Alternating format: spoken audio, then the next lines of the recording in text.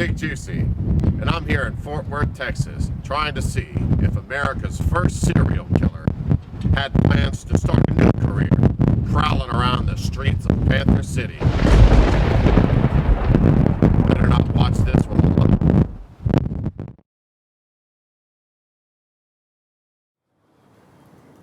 Minnie Williams and her sister Nanny were born into severe poverty in Mississippi. Her parents were so poor that they died, leaving their children orphans. Minnie traveled to Dallas to stay with her doctor uncle, while Nanny stayed in Mississippi with her brother. Dr. Williams was unable to understand Minnie because of her strong Mississippian accent. He sent her away to Boston to attend the Conservatory of Elocution, which is now Emerson College. For those of you that don't know, elocution is the study of speaking good. About the time she returned to Dallas, her uncle had died, but he left her some real estate property in Fort Worth, Texas. She began a career in Midlothian teaching elocution.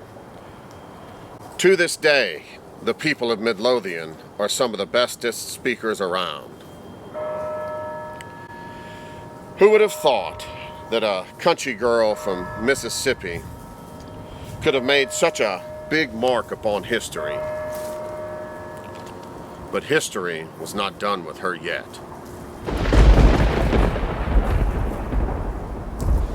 Minnie made her way up to New York City to start her career in theater.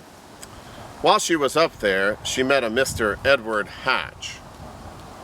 The two would meet again years later in Chicago during the 1893 World's Fair, where Minnie would get a job as his personal stenographer.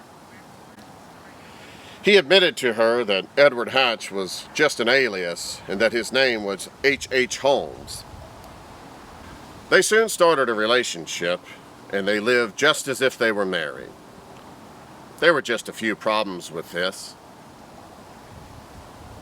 He was already married to 3 other women, and his name wasn't even H. Holmes. It was Herman Mudgett, and he was involved with all sorts of illicit activities, including the following: stealing bodies from the morgue and using those bodies to cash in on other people's life insurance policies. He also sold body parts to universities and colleges for medical examination, and he was wanted in Texas for stealing horses. Holmes was able to convince Minnie to sign over her Fort Worth real estate property. He was going to use this property as collateral to get funds to build a 3rd story to his multi-purpose building in Chicago. He wanted to use this floor as a hotel to house people during the World's Fair in Chicago. What was he really using this building for? To torture, kill, and dispose of corpses. This building would become known as Holmes's murder castle. A letter was sent to Nanny, Minnie's sister, asking her to come up to Chicago for their wedding and to see the exhibits at the Chicago World's Fair. But what she didn't know is that Minnie was already dead. Holmes poisoned her. You see, Nanny also had a stake in the property in Fort Worth, and Holmes needed her out of the picture. When she arrived, he picked her up from the train station, took her to his murder castle, put her into an airtight vault, and left her to suffocate. The bodies were never found. It's suspected that he either burned them in his crematorium or put them in the lime pit to decompose. Holmes came here to Fort Worth and started building a second murder castle right here on Commerce and 2nd near the #1 fire station where the Panthers were kept. The design of this building bears a striking resemblance to the one in Chicago.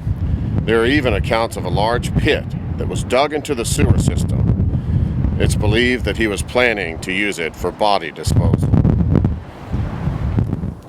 While the building in Fort Worth was being completed, Holmes was hatching a plan with his business partner, Benjamin Pitezel, and his wife. They were going to fake Benjamin's death and cash in on a life insurance policy, using the money to finish the building. However, Holmes had a different plan. He actually killed Pitezel using chloroform. He also ended up taking the Pitezel children and his wife and killing them as well. Fleeing prosecution from the state of Texas and fearing the prison system in Tarrant County, Holmes went to Pennsylvania to stand trial for murdering Pitezel. He was found guilty and hanged for Pitezel's murder. His final request was to be encased in a concrete vault and have concrete poured over him. Why, you may ask? He didn't want people to be stealing his body parts. I guess he knew a thing or two about that. We will never know what his plans were for the castle in Fort Worth. The building became the St. Elmo Hotel in the 1900s, and eventually a string of other businesses. The building was torn down sometime in the 50s. Up to now, no other structure's been put in its place. So the next time you're walking through downtown Fort Worth on a cool October night, think about Nanny and Minnie and how they encountered evil, and how that evil had plans to set up a den of murder in Panther City. Well, I'm Big Juicy, and this has been Big Juicy Tidbit number 8. Please subscribe to my channel if you dare. And whatever you do, don't leave comments below. And remember, some people make history, and some people make up history. Until next time, keep it juicy.